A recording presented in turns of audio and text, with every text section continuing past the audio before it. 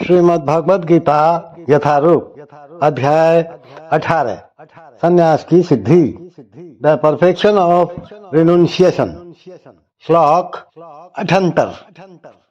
देखो ये भगवद गीता का अंतिम श्लोक है। 18वें अध्याय का तो अंतिम श्लोक है ही, लेकिन पूरी भगवद गीता का ही अंतिम श्लोक है। इसके साथ में ही गीता का समापन हो जाएगा।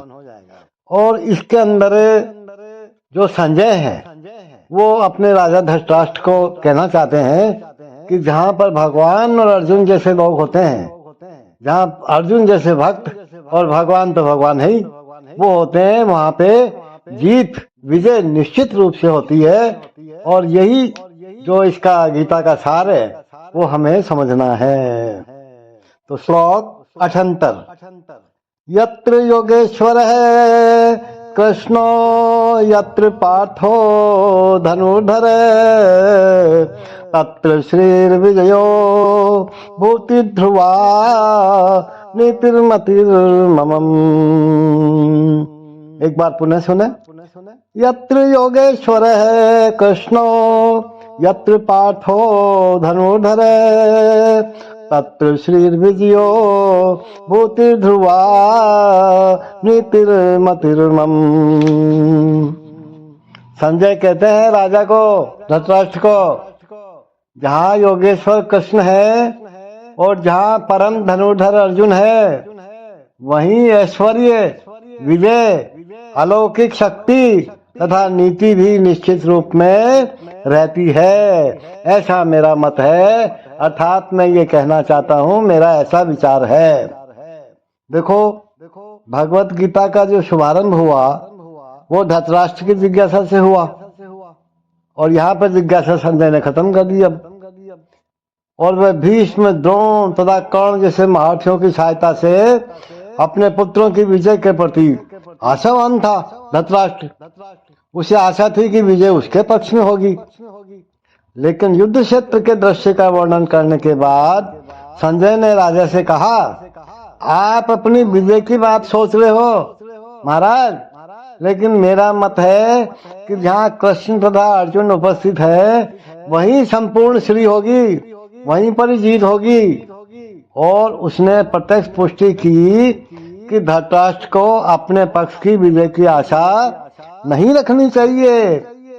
विजय तो अर्जुन के पक्ष की निश्चित है, क्योंकि उसमें कृष्ण है, भगवान है, और श्री कृष्ण द्वारा अर्जुन के सारथी का पद स्वीकार करना एक बहुत बड़े ऐश्वर्य का प्रदर्शन है, क्योंकि कृष्ण समस्त ऐश्वर्यों से पूर्ण है और इनमें से वैराग्य एक है।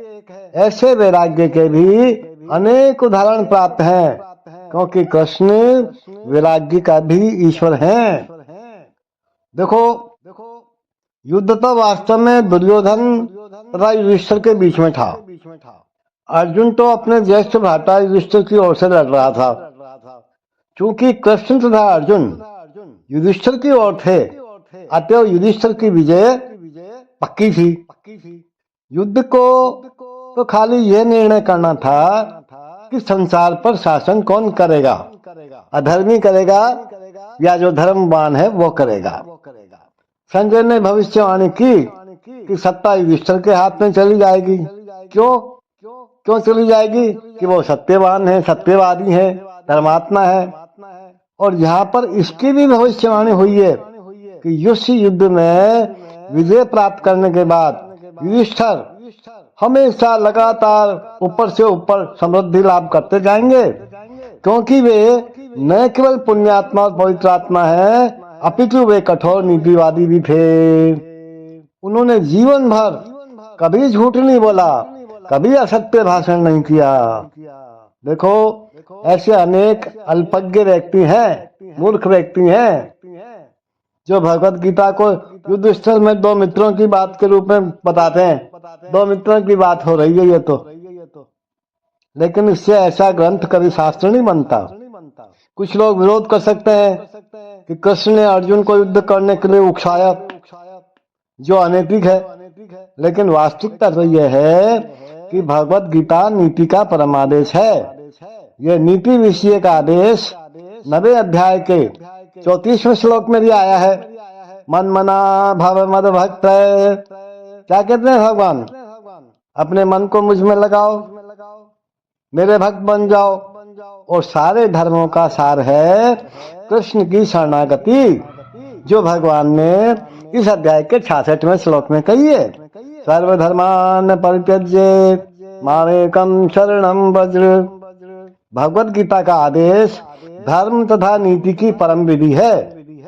अन्य सारी विधियां भले ही शुद्ध करने वाली तथा इस विधि तक ले जाने वाली हो, लेकिन गीता का महाराज अंतिम आदेश समस्त नीतियों का धर्मों का सार वचन है। क्या है?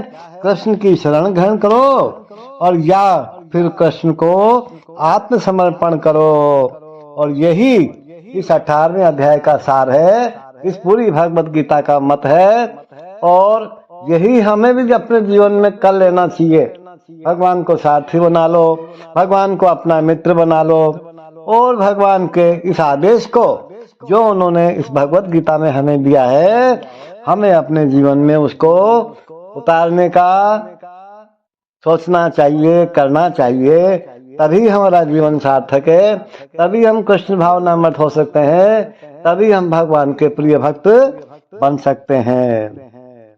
Wherever there is Krishna, the master of all mystics, and wherever there is Arjun, the supreme archer, there will also certainly be opulence, victory, extraordinary power, and morality. That is my opinion. That is my opinion. Sanjay said to Dhritarashtra. Hare Krishna